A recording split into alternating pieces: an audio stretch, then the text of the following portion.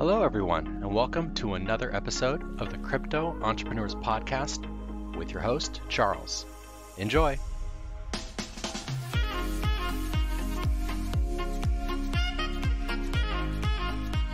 To episode 8 of the Crypto Entrepreneurs Podcast. I'm your host, the Crypto Guy, and we're here today with Crypto Blakely. How you doing today, man?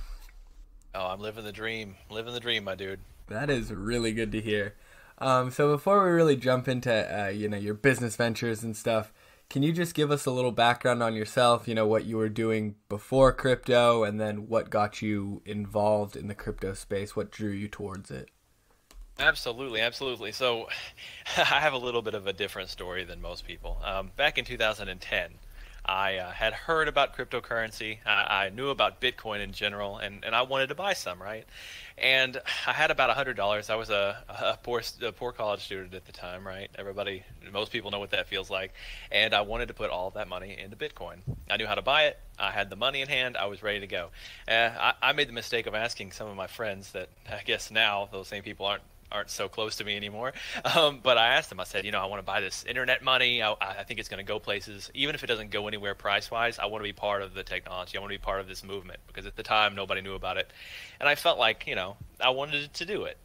Anyway, they told me it was stupid and that's not going anywhere and that it, some kind of scam. And so instead I bought, I hate to say this on a podcast, but I bought a bunch of cheeseburgers and vodka. And that was the dumbest mistake of my life. Anyway, fast forward a good handful of years later, I had graduated with my bachelor's of science in medical laboratory science, and I was analyzing body fluid. It's the southeastern United States. So, hematopoietic process and like different tissues and whatever. Nobody really cares if you're listening to this podcast what that specifically means, but that's what I was doing. They're like, get to the business, get to the crypto. Exactly. So after a while, I got my master's in business and I did some marketing, and I was still in the lab and I was still working. And I decided, during the whole buildup of December 2017. Right before that, November and a little bit before that, I was watching everybody talk about Bitcoin and Ethereum and Litecoin and all this crazy stuff, and everybody, without better words, normies were talking about cryptocurrency. And I was sitting in the lab, and I thought to myself, this time I'm going to do it. This time I'm going to do it. And so I was working in Charlotte, North Carolina at the time, and I found, finally, after reaching out to about 200-300 people, I found one guy, and I was like, listen, I will work for you. I want to work for you. I don't care if I don't get paid. I'm already working a job. I work 40 hours, Friday, Saturday, Sunday, and then Monday morning I could be all yours. And I could work Monday, Tuesday, Wednesday, Thursday, and even into Friday, and I'll just do that. So I did that for 2-3 months, getting paid almost nothing. In the beginning, actually, I was paid nothing, and just to get into the door, just to try and get into it. And now, after all that time, and I'm still working with that one guy. His name's Jean-Francois Hott, one of my favorite dudes in the space. He gave me a lot of opportunity and gave me a lot of chances to prove myself. And now we're running CryptoInsider.com, which is a news media specific for cryptocurrency. We try to pride ourselves on being the least biased. Obviously, when anyone writes something, they're intrinsically biased. They can't help it. But we're not bought or paid for. And so that's really my story. Okay. So, yeah, a little bit different than a lot of the stories that I've heard where, they hear about Bitcoin and then soon after they buy it, or, they buy it to use it online. This was, you bought it, or you thought about buying it, were persuaded not to, and then many years later realized that you probably had made one of the bigger mistakes in your life. I hate to say that. It is. Exactly. I mean, I've calculated that number a handful of times. At one point, it would have been well over $1 million USD equivalent, and it was just really, that was a hard pill to take. Okay, so just to recap, with the whole buying later on, and then with breaking into the industry to actually work, you were originally working for free. So for all of our listeners out there who are kind of trying to figure out how they can break into this space, reach out to people. You're going to have to put the effort in. We had Blakely here working for free, and he still now has this relationship that he had started a while back, over a year ago. So those are just two key points. You kind of slightly touched on Crypto Insider. why don't you really dig into the details? Tell us what Crypto Insider is all about, why you started it. Give us everything. Oh man, absolutely. I'd love to. So Crypto Insider kind of came about when we decided, we wanted to see better news in this space. A lot of the time, and I can only speak in generalities here because I don't want to call out any specific news agencies here, but a lot of the times when you go and you try to search something through Google, or maybe, you use DuckDuckGo or whatever search engine you use, you try to find something about what you're looking for.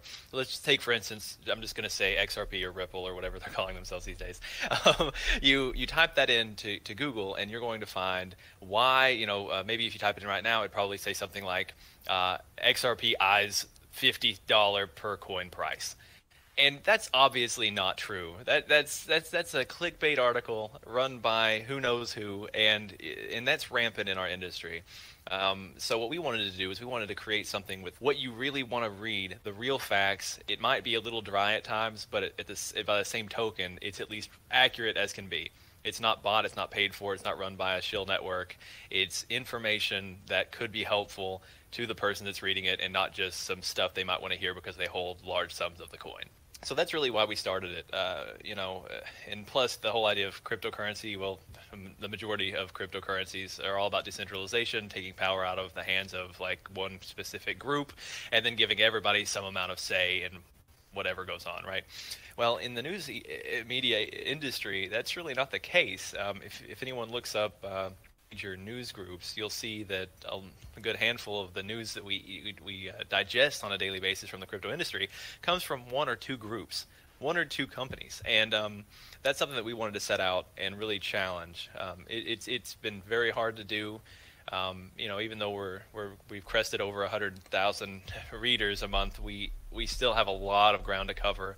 With places like let me think. I think CoinDesk or Cointelegraph are touching 6.5 million a month. So we've got a lot of room to grow, and it's intimidating. It really can be when we're trying to provide news that isn't purely clickbait. So you touched on the fact that one of the big reasons for creating Crypto Insider is to kind of, one, give unbiased unbiased news, and then second, to kind of decentralize the media outlets that there are. You mentioned the two big ones, Cointelegraph and CoinDesk. Can you speak on how you're doing things differently than them in regards to, you said, this kind of decentralization of the news? Sure. So if I remember right, and I can't even remember the name, so that's upsetting, but there's a lot of control in our media. Right now, if I was to make a real world, regular world where anyone else could understand kind of example, most of the media is run by like an equivalence of what Viacom does on our normal like news media. So you have one group of people that kind of say, we need to talk about this. And you can see that a lot of times in like the breaking news. If you keep, like if you set up an RSS feed through even, CoinDesk, Cointelegraph, just make a list of the major groups, and then see they all fall in line. They more or less use the same verbiage. And the reason for that, I believe, and I can't substantiate this, so, I just want everyone to know that this is just my opinion on the matter. The news is kind of controlled by a group. And what we want to do is we want to provide people with different opinions and different views and different ways of seeing the actual facts. So if you look at Crypto Insider, you'll see that it's a little bit different. It's because we don't tell everyone, hey, you need to write about this, and this is the way you need to write about it. The pieces are created generally by the direction of the writer. And so the writer says, we have this, we would like to cover this, and we'd like to cover it in this way. We say, all right, hey, as long as it's factual and it's correct and it's sourced, I'm happy. And I think that might be a little bit different on how it's done now, because like I said, we see commonly, popular articles that say nonsense. Like I said, XRP eyes the $50 price. It's nowhere near $50. Why even publish that? Yeah. I'm not saying that it won't. I'm just saying that right now it's not a reasonable thing to assume. It'll bring in the views, that's for sure. In the views, and it'll be shared, and sadly the psychology is most people read the title and that's it. They read the title, they'll share it, they'll talk to their friends about it. Perpetuates its own thing. Yeah, so I mean that's really why we got into the business, and it can be hard. It can be hard. Could I go out tomorrow and publish an article? And I gotta say this: I love Tron. I do. I love Tron. I hold Tron, but I won't publish a positive story on Tron from myself because I feel like that's against that. That shouldn't be a thing that happens. My own personal holdings and my own personal opinion should not affect what people talk about on our platform. And that's the biggest thing right there for me. Yeah, definitely. So you spoke about your writers and how they kind of present you guys with articles, and you say, as long as it's unbiased and factual, you're good to post it. So how do you guys find your writers? What do you guys do for your writers? How are they sourced? Sure. So the sourcing is actually a little helter-skelter. When we first started, we really looked at and we said, we want these kind of people. We want to find these specific individuals. And that's when we were more active. We were active in looking in, Reddit forums. We were active in Facebook. We were active in Twitter. We were active at looking at freelancers on Upwork.com. We were doing all the normal things that people do when they're actively searching out writers. That was what we did in the beginning. We found people that were passionate in the beginning, and even up to now, our budget isn't huge, so it's not like we can offer peak 2017 prices on writing pieces, right? Because I don't know if you know this, but at one point, people were being paid $200 to $500 to $700 an article. Wow. It's nuts. Now, our standard is anywhere between 25 and maybe 150 USD per post. And what we tried to do in the beginning was find people that were passionate, that were energetic, and they were knowledgeable. And one of my writers that have been with us since the beginning, Vlad Kostea, he is exactly what we were looking for when it came to someone that could write and edit and produce things that were not affected by his own personal belief. So that was what we started with. Now it's a little bit different because we actually get so many people interested in writing. Right now, my queue in the writer's queue that we have a little link that says, write for us, yada, yada, yada. We have over 90-something applications. And so now we've got people just wanting to write for us. We don't have to go out and look for them. They're looking for us, which is really great. And that's only happened in the last couple of months, where we don't have to continually, try to fill the funnel. Because as you know, a lot of the writers write for multiple platforms. And so what could end up happening is, you have to keep filling the group because either, they decide, well, they don't want to write anymore, or, they found something else. One of our writers is still writing for us, and he also writes for Forbes. Like there's a lot of really cool stuff in this space. And if we continue to work forward and continue to keep the passionate, energetic, knowledgeable people, then I don't think that we should have any problem reaching the heights of CoinDesk or Cointelegraph. Sounds like you guys have kind of progressed from that almost startup outlet to kind of a more mature media outlet where you've got writers who are actually coming to you. The reason I originally asked the question was that, a lot of these listeners, they're going to be looking for work, any kind of business that they can kind of start up. So I always like to ask if you're okay with people reaching out. Oh, absolutely. If anyone wants to reach out to me or anybody on the staff, absolutely. I am open to almost anything. People make fun of me because I'll even answer the phone to people that are just telemarketers, and I'll just have a conversation with them. Whether or not we do business or not, I will talk to you, and we can talk about your day, we can talk about your product, we can talk about your service. I don't care. As long as I've got the time to do it, I am happy as a clam to talk and to see what you're about.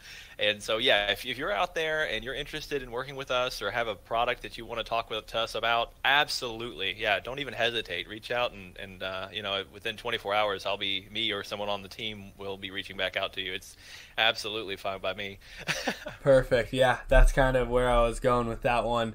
So it's awesome that you're very open and accepting of that. Now, circling back to cryptoinsider.com, to start up something like this and to go up against the giants like Cointelegraph, CoinDesk, those kinds of sites, it must have been tough to start. So can you kind of get into the nitty-gritty of starting at zero and working your way up to 6-figure monthly viewers? Man, okay, so let me go ahead and let everybody know that's listening to this, thinking, with like a half thought, thinking I should start a media outlet. Let me go ahead and be 100% transparent. Unless you're willing to put in the hours, and I'm not talking like a 9 to 5. I mean, like you wake up at 9, 8, 7 o'clock in the morning, and you're not done until 4 in the morning the next day, like, and you're still working. I don't recommend it. When I first started, I thought, this is going to be easy. We'll get in here, we'll write some articles, we'll get a nice team together, and we'll have a website, and everyone will want to read it. That was not the case. There were many, many nights where I remember, holding my face thinking, like, what is wrong? Like things you wouldn't even think about, like maybe an API ticker for the Bitcoin price just stops working, or maybe it just duplicates 4 or 5 times all across your website. And it's not that we are, we don't have a development team. We have 2 guys that all they do is make sure the website works and provide like updates. Stuff like that, or someone has a serious issue with their family, which we work with, but it's like you really expected a certain piece to be ready at a certain time, and so someone else has to take that place, and oftentimes it's me or maybe one of the other editors, and it's like you think, okay, these people just write articles. Well, I write a little bit. I could do that. Definitely, you definitely could, but there are going to be so many roadblocks in the way. Just from so let's just switch roles here. In the very beginning, it was very, very hard to get the news out. Something that a lot of people don't realize is that Reddit is very, very, very, very hard to get your news even published on Reddit. Just say subreddit r cryptocurrency. If you post there and you're not active all the time, maybe 1 out of your 10 links could be your media link. You'll be banned. There will not be. There's not a question. They don't reply. They just ban you. You get outright banned, and so now you're banned, and now you can't share at one of the largest subreddits about cryptocurrency. And even though it's completely pertinent to that specific case. So to the people out there that are looking to start a media outlet, I wish you the best of luck. But unless you are a glutton for punishment like I am, if you are welcoming of challenges, go do it. Get out there and make it happen. I don't want to stop anybody from pursuing something that they're interested in, but let me tell you, this entire project has been harder than most things I've done in my life. And I'm glad to be here. I'm happy to be here, and I'm happy to be challenged. But let me tell you, it's very, very difficult. You have to deal with so many different personality types, and they all get mixed up. And it's not just the writers or the editors; it's your viewer base. Like you could write the best article in the world, and you're still going to get hate mail about it. It doesn't matter what you do. But if you've got thick skin and an interest to be challenged, and you're interested in competition, then this is the field to be in. You said it's a very tough experience, which we all probably knew going into it, because you're trying to take on again these media giants. So be prepared for extremely long hours. You kind of have to be prepared for anything. You can plan and plan and plan, but that doesn't matter at the end of the day. Things happen, and you're going to have to deal with them on the fly. You also talked about Reddit and being extremely engaged on Reddit. That's a great way to get your news out. So if you can get on Reddit and you are able to keep yourself from being banned. And then lastly, you kind of mentioned that you need to have thick skin because you're going to get hate no matter what you're posting. So all wonderful tips. I kind of want to go a little bit deeper than that, to be honest with you, because I think for the readers who are interested in this endeavor, these are some great tips, but I don't know if it's enough for them. Sure, yeah. I don't know if you can, if you've got, Oh, absolutely. Yeah, let's do it. Go into, let's do it. Go into setting up your website, go into marketing on Facebook, other forms of social media, go into hiring, go into all of it. I feel like the people who are interested in this episode and interested in getting a website up and running, especially that one that pertains to news, they want to hear it all. Absolutely. Well, let's do it, man. Let's do it. Okay, so the first thing you're going to want to do, and it's the easiest thing to do, is get your domain name. You'll find that most cryptocurrency names are taken, so you're going to have to work with like a .agency or .world or .us or .io. Most people, that's how they do it. So that's your number one. Number two, make sure that your name is not internationally trademarked. That is one of the biggest things that people forget to do. And, we have an international trademark on Crypto Insider. We haven't pursued anybody but one group. But at the same time, it's just an annoyance. Don't just check it. Go to there's an international database you can check just to make sure you're not a year down the road when you're successful, some nothing website comes back and takes your name and your brand. Don't do that. So just check that, and then get your domain. After that, you need to decide, are you going to go the Wix route, like how BCH did, or are you going to go with a Weebly, or do you just want to make your own website? What we've done is we've created a website on the WordPress platform. So that's really a great platform to use. It is a lot of people use it, so there's not like a huge number of bugs, and you don't need like a specialist, to constantly be on it all the time trying to fix things. And it's easy to move.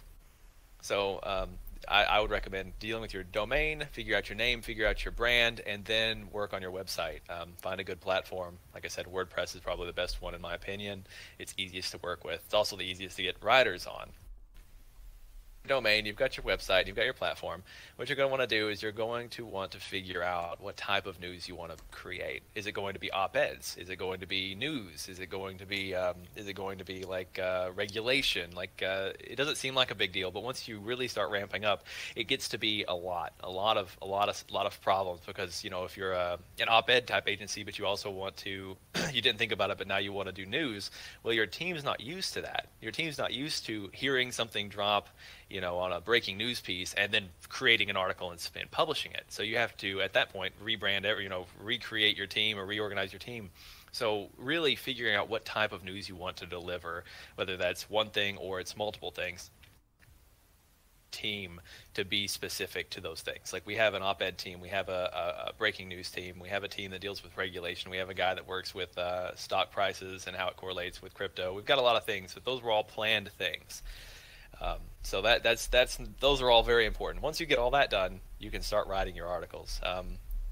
You write an article between 300 words and 1,200 words. We found that like 700 is nice. As long as I think it's over. I think the limit for Google is it has to be greater than 300 words for it to be positive for SEO. So that's important. There's a lot of really important things here to take into account. And the marketing side, now that's where things get a little bit weird. Because in cryptocurrency, as most people at this point know, the ads platform across like Google and Facebook and Twitter, a lot of them are hard to advertise like a paid campaign. So what you have to do is you have to take it upon yourselves. What we do is our writers, when they write a piece, they'll share it on social media, and then we try to support them by also sharing it and trying to get people interested and putting it in specific categories. So if you write a piece about Ethereum, and maybe it's about Constantinople and how it's been delayed, we would take that piece and then would put it into like basically like a social queue.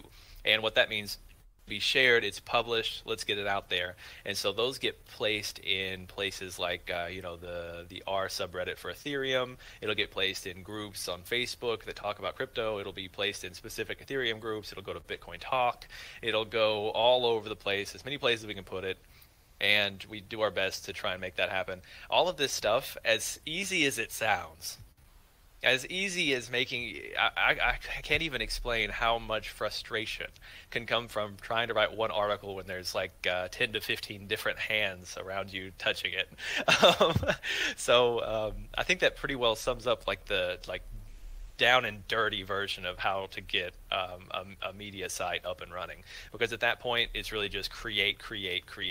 We have over 700 articles on Crypto Insider, and really at the end of the day, the majority of our traffic comes from search, and it comes from direct on believe it or not, the news aggregator Crypto Panic. When you're a news media, I would also, something I completely forgot to mention, get listed on news aggregation services. If you're able to get on Crypto Panic and you're a cryptocurrency group, you'll see good traffic coming from there. Something that we've been eyeing for a while is TradingView. TradingView is really great because those are people with skin in the game. They've got money in the markets and they're trying to get that news as fast as possible. And so they'll see the headline, but unlike most people, they'll click on it and they'll read it real quick because that is their money. People will see the link, okay, well, that's something fun to talk about, and they'll see the headline, and that's the end of it. They'll act like they know what they're talking about, and they'll say XRP is going to hit $50. So, you got a lot to think about. There's a lot going on, but I think that if you were able to absorb all that information, that'd get you, fairly close to where you need to be. Yeah, I mean, you went over a ton there. I know anyone who's listening is going to need to go back and listen to that at least a couple times. I'm just going to kind of breeze through what you said. So, you want to start with creating your brand. Check that the trademarks are in line, that you're not going to get someone coming and suing you or stealing your brand. Create your website, create your team, start writing articles, market along the way, and really that means doing a lot of grassroots marketing. You can't just throw out ads willy-nilly. A lot of the sites won't allow it. So I think that was perfect. I really appreciate you walking through all of that, and I know our viewers and listeners will as well. I mean, I feel like I could go start a news site tomorrow if I wanted to. Hey man, you can. It's well within your reach, and really anybody can. I want to do a quick little shout out to CTMZ, the guys with Crypto Euclid in that group, producer in them. I just wanted to say that they're doing some really cool stuff, and I like it. I like it a lot. I'm really liking what I've seen so far. It's hilarious. Okay, so moving on. What are you most fired up for in 2019?